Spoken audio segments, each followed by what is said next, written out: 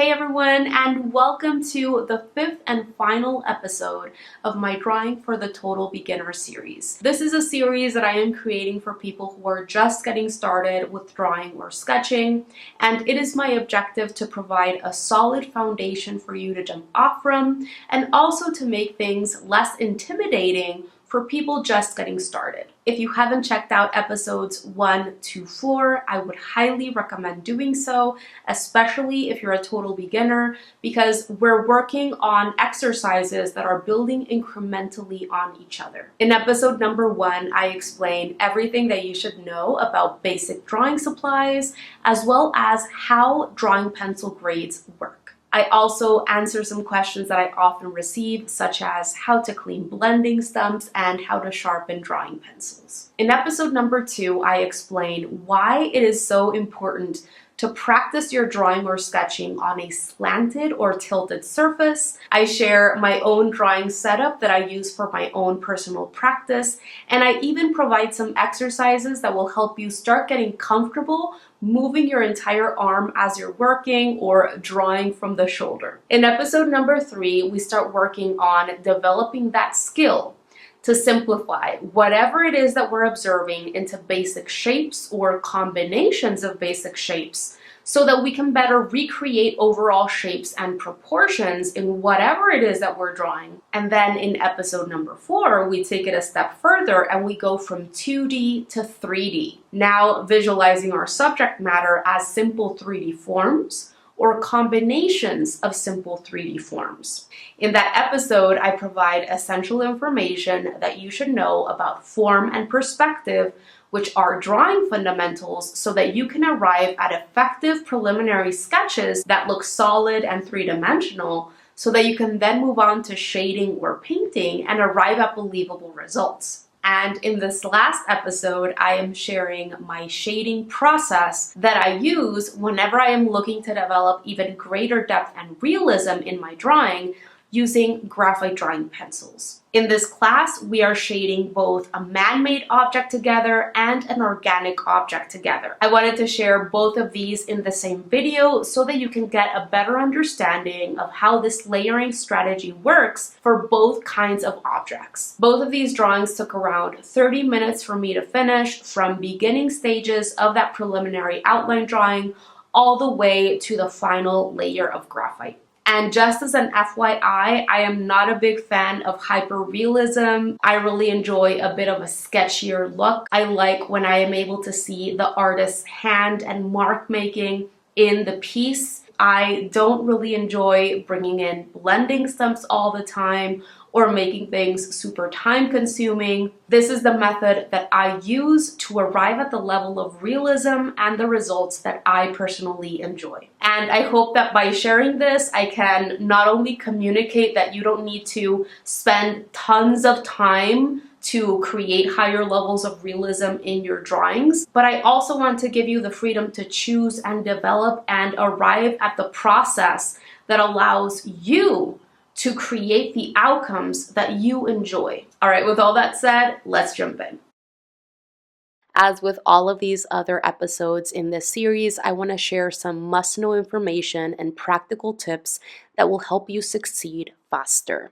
So when it comes to developing believable depth via shading, there are two very important things, in my opinion, that are important that you know how to do or that you have the skill with. If you're lacking in either of these two areas, I would highly recommend working on them before moving forward. One of these is your fine motor skills, your control over your drawing tool. You want to have those developed to the point that you're able to create a solid, flat value by maintaining that pressure consistent and uniform when you fill in an area. If as you're filling in an area or a shape, you are creating too many stark looking, very visible lines and marks along the way, that means that you need to practice a little bit more. And then I would also say that it's important that you develop the fine motor skills to increase the pressure and decrease the pressure gradually as you're filling in areas. Because If you are wanting to create smooth gradients, smooth transitions, where a lighter value turns into a darker value or a darker value turns into a lighter value, that is going to come down to you developing that pressure control to increase the pressure or to release the pressure as needed. All of that is going to come down to practicing.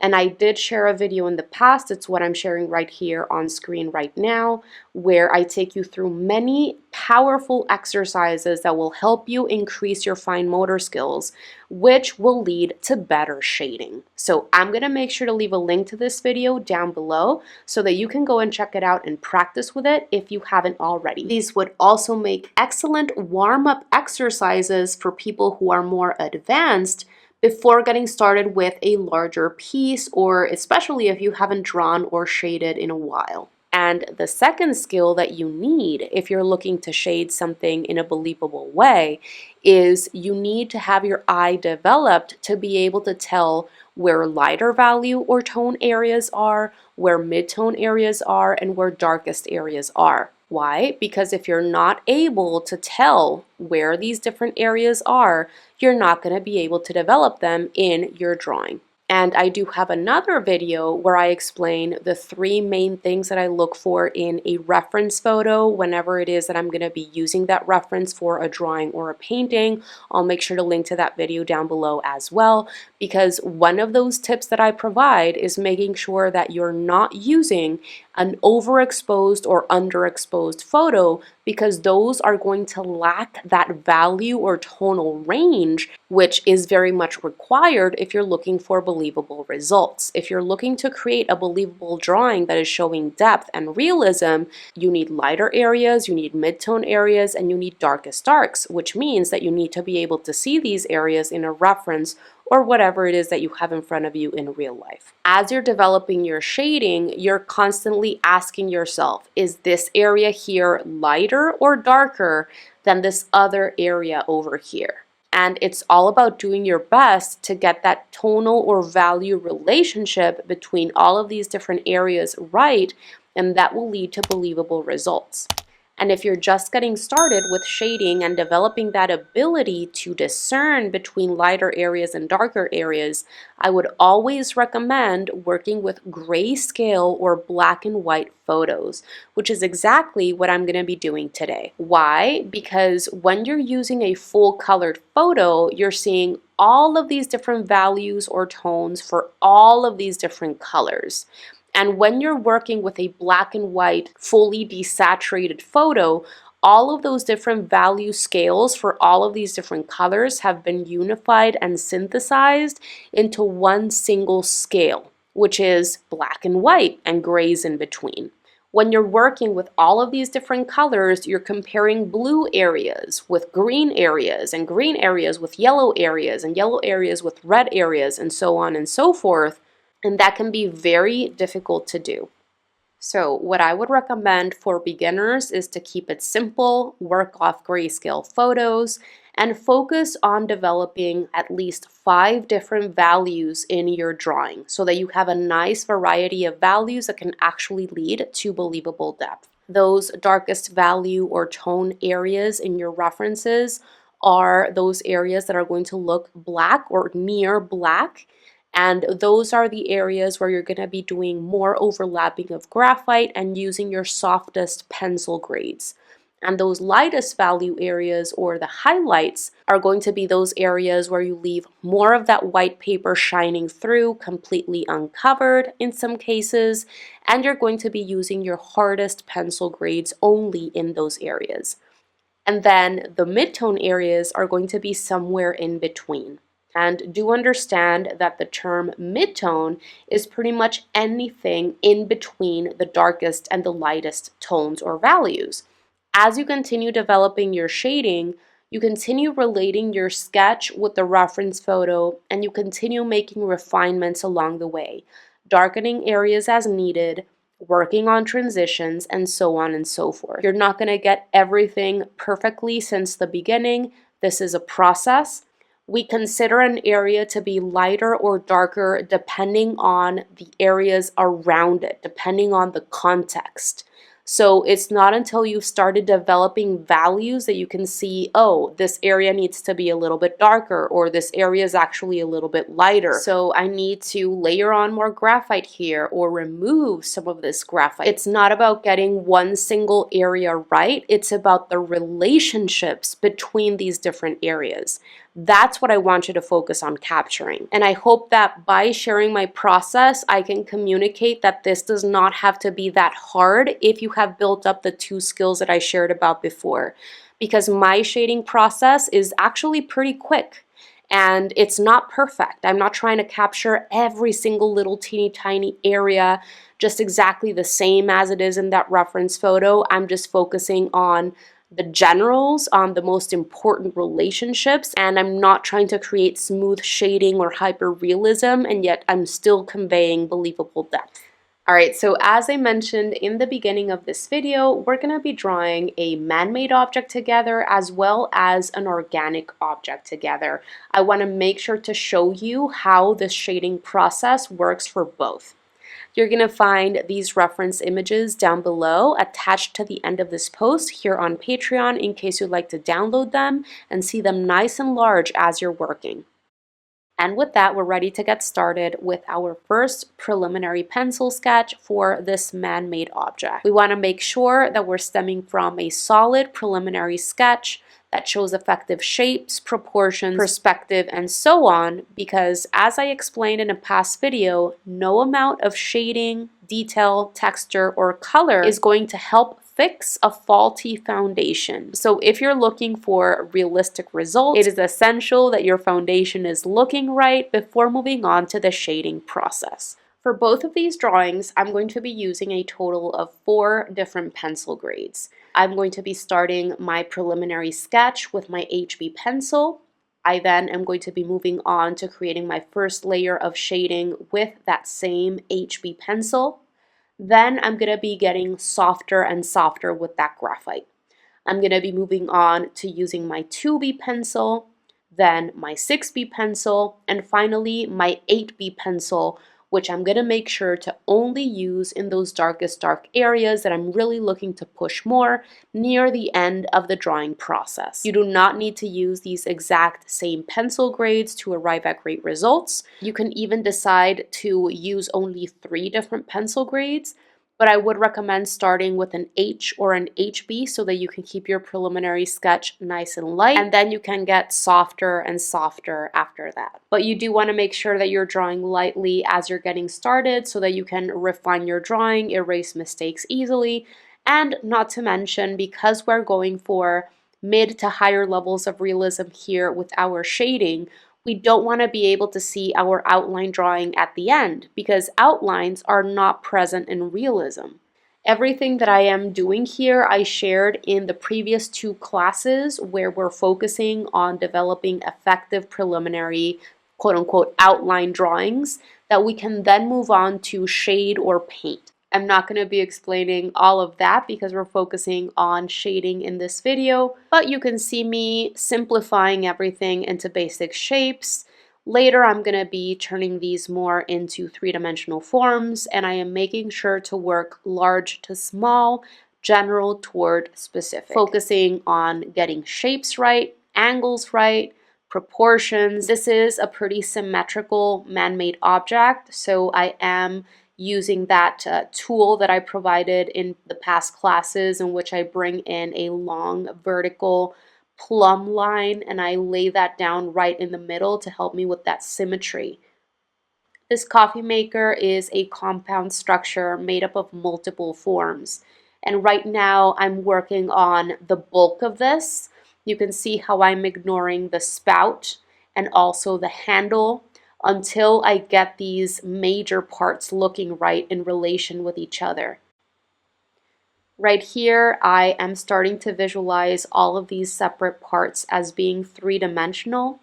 So as I am observing this coffee maker, I am seeing this bottom portion of it as being a tapered cylinder. Then that middle section that looks like a belt, that is a cylinder, and then the upper portion is another tapered cylinder, but it's upside down. cylinders have curves to them, so I am making sure that all of those curves that I need to add into my drawing are added in. Of course, this is a profile view of this coffee maker, and it is pretty much at eye level. Our eyes are very close to that upper lid section. So in certain cases, the edges of those cylinders are going to be more of a straight looking line. It just comes down to observing the reference photo closely and making sure that whatever is a curve and whatever is a straight line is a straight line. We practiced drawing handles in coffee mugs in the previous classes, and I'm using the same technique here. So you can see me lay down a few tick marks to visualize the total width and height of this shape created by the handle.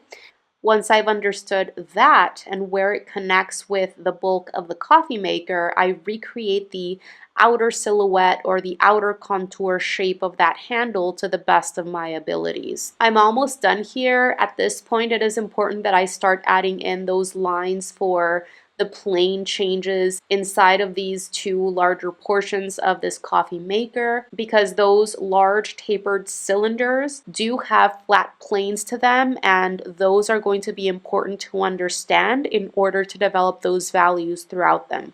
I'm also adding in those curves created by these flat planes, which I was waiting to add in those curves because until I created those lines for these flat planes, I wouldn't be able to add in those curves in the right places. See how I'm adding in those lines first to understand where these plane changes are, and then I go ahead and create these curves.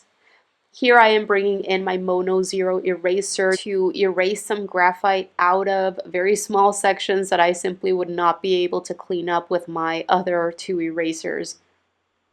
This is a very narrow space that I'm working in right now, and I want to make sure that it looks okay and that it communicates that tapered look. You can see how I added a couple of short curves on either side so that I can communicate that tapered cylindrical look at the top.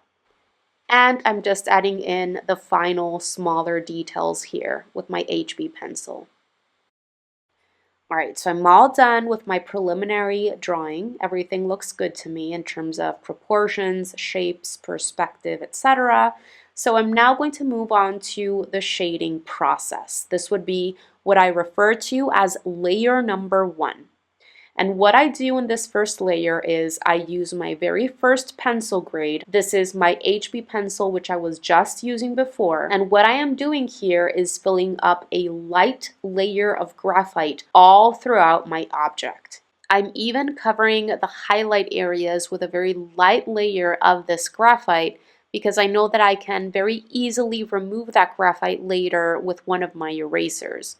As you can see, I'm applying no pressure at all, and I'm using a pencil grip that is allowing me to hold my pencil from higher above, and I'm using the entire side of the tip of my pencil to fill up the entirety of my object nice and quick with a soft, light layer of this HB graphite. At no point throughout this process do I go in and press down hard with any of my pencils, except maybe at the very last bit of this drawing process when I'm really looking to push those darkest darks with my softest pencil grade. But in 99.9% of this drawing process, I'm not burnishing, I am not pressing down very hard at all.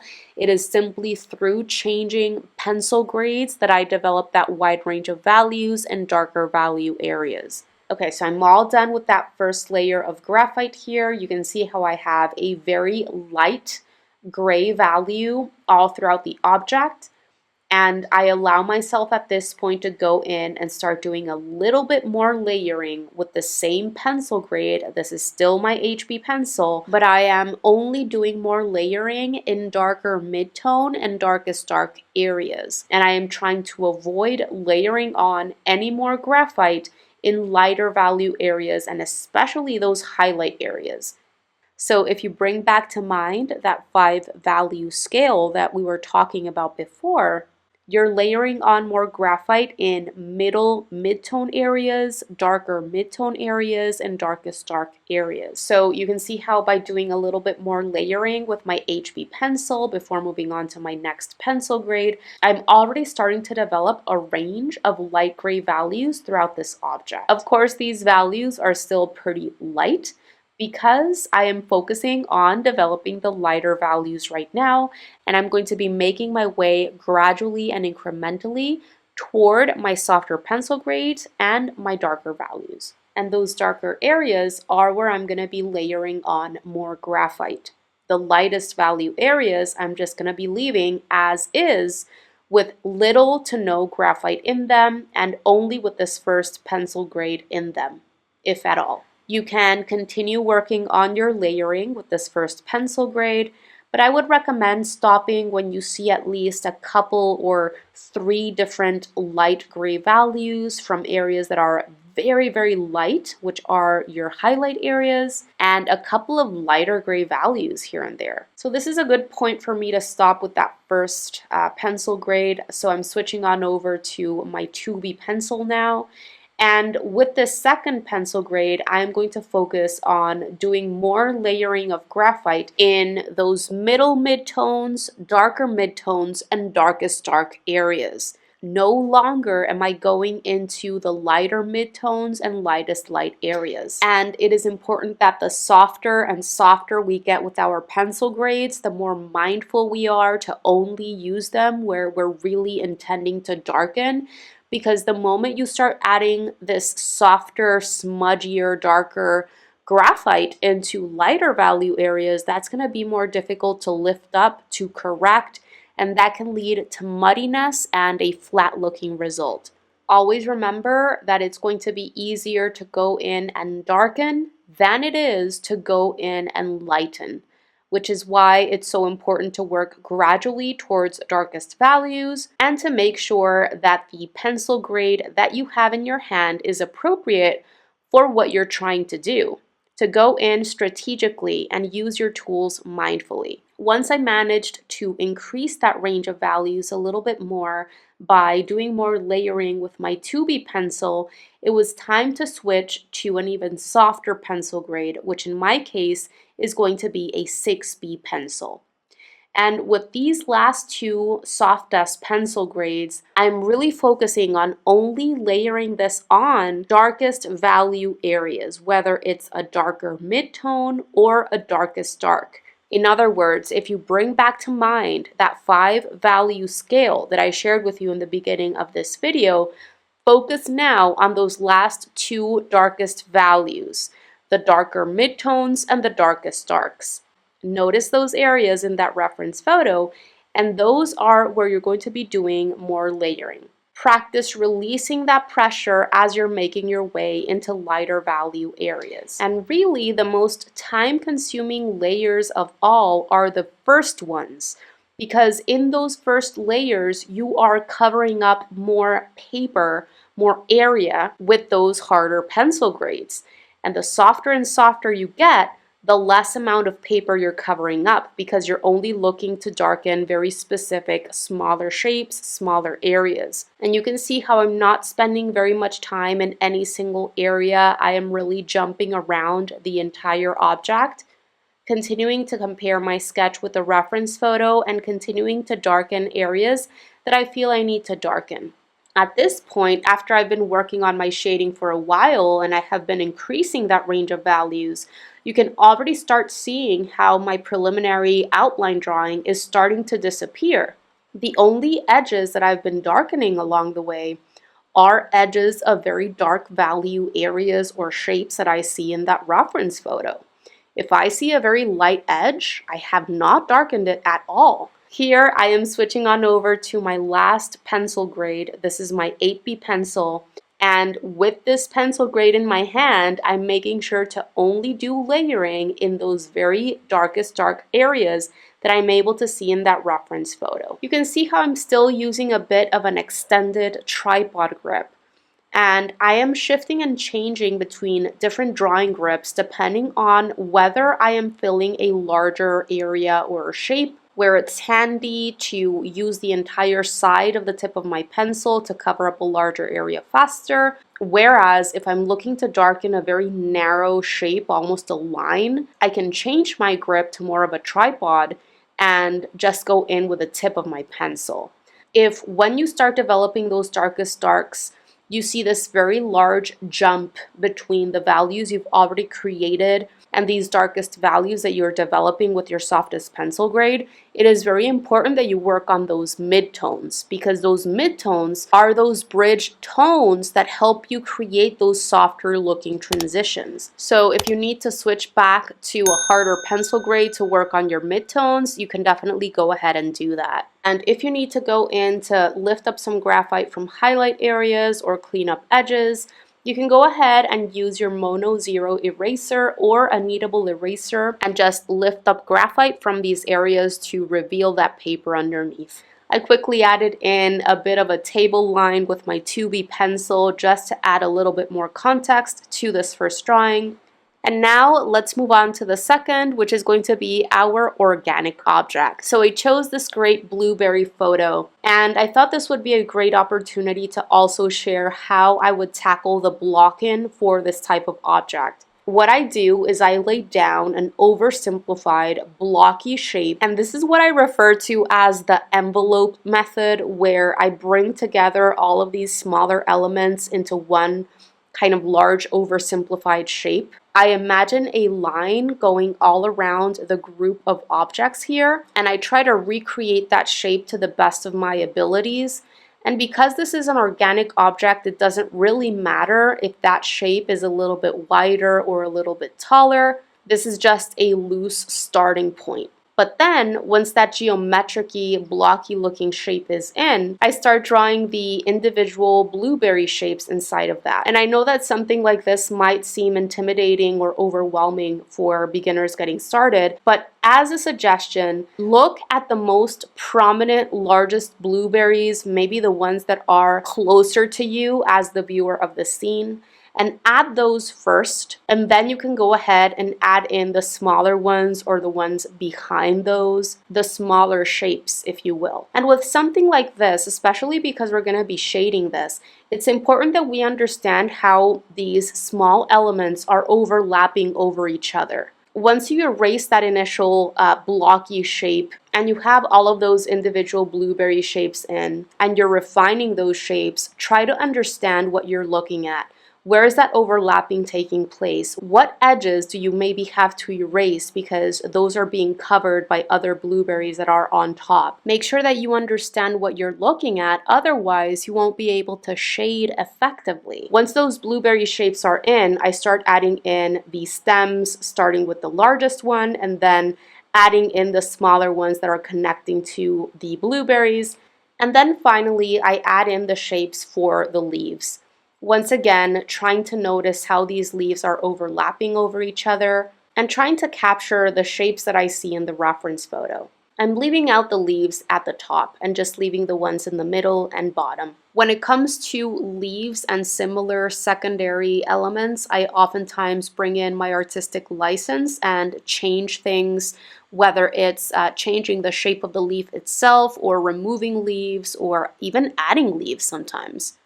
And then finally, I'm going to be adding in a smaller ellipse where we have those star-looking sections in the bottom of these blueberries. Notice how I'm going in and creating a bit of a circle or ellipse depending on the angle or perspective.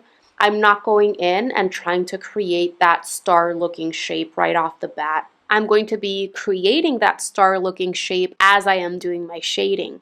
I finish up my preliminary sketch by adding in that middle vein and some of these leaves, and I am ready to get started with my first layer of shading using my HB pencil. So once again, I'm going in and covering up everything with a light layer of graphite using this first pencil. You can see how I'm going in with the side of the tip of my pencil again, which allows me to cover up areas pretty fast. Once I'm done with that initial lightest gray layer, I go ahead and use the same pencil grade to do a little bit more layering of graphite in darker areas that I see in that reference photo, leaving only that lightest layer of graphite in those lightest areas that I see in that reference photo, and making sure that I'm not doing any more layering there.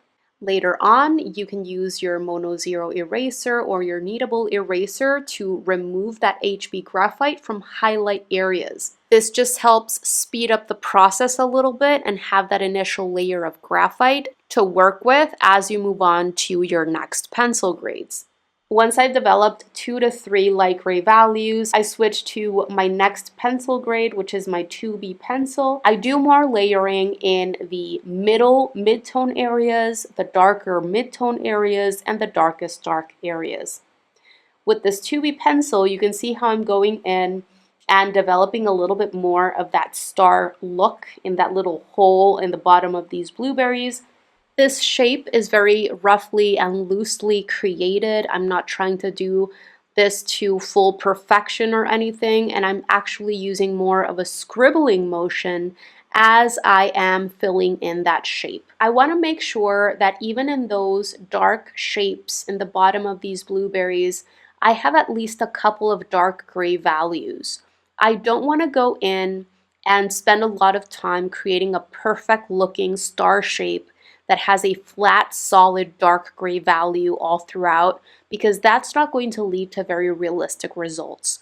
I'd rather go in and create that shape loosely and make sure that there are at least a couple of dark gray values in there, and that is going to lead to more natural looking results. It is not necessary for you to go in and try to recreate that shape exactly as is. And sometimes I have found, especially with organic objects, is that imperfection is going to lead to more natural looking results. So don't go in and try to create a very perfect looking star shape in a very mechanical way, because oftentimes that is not going to look very natural and it's going to lead to pretty stiff, flat looking results.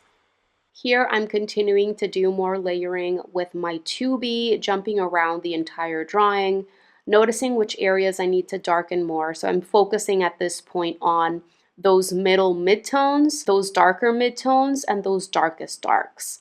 No longer doing any more layering in the lighter midtones and lightest light areas.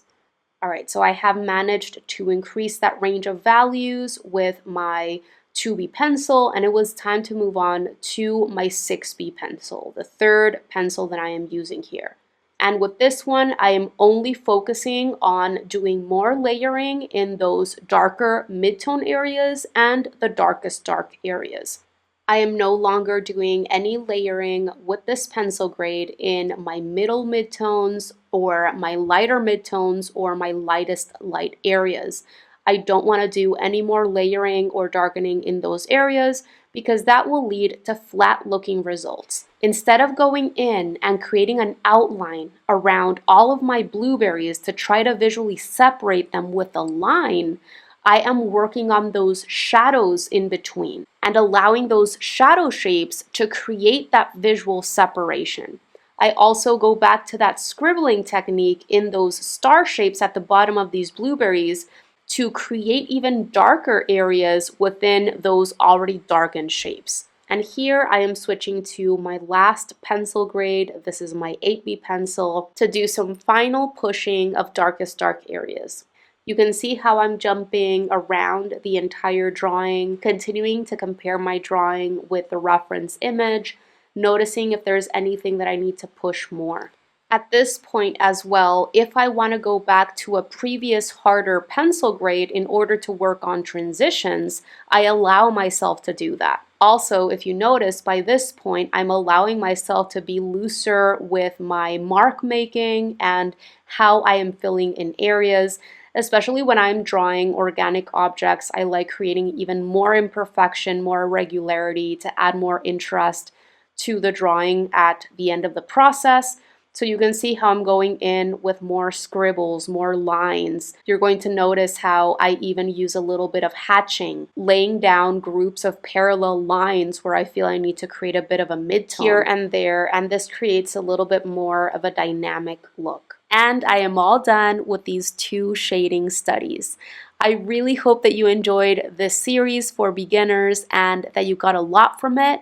And if you give any of these exercises a go, pretty please let me know how they went for you down below in the comments. Or feel free to reach out via email. You can find me at hello@ericalancaster.com. Or if you're on Instagram and you'd like to post your work over there, please do. I would love to see it, and I love sharing students' work as well over on my stories. You can find me at Erica_Lancaster_art. Thank you so very much for joining me for these episodes. I look forward to creating more drawing tutorials for you in the future.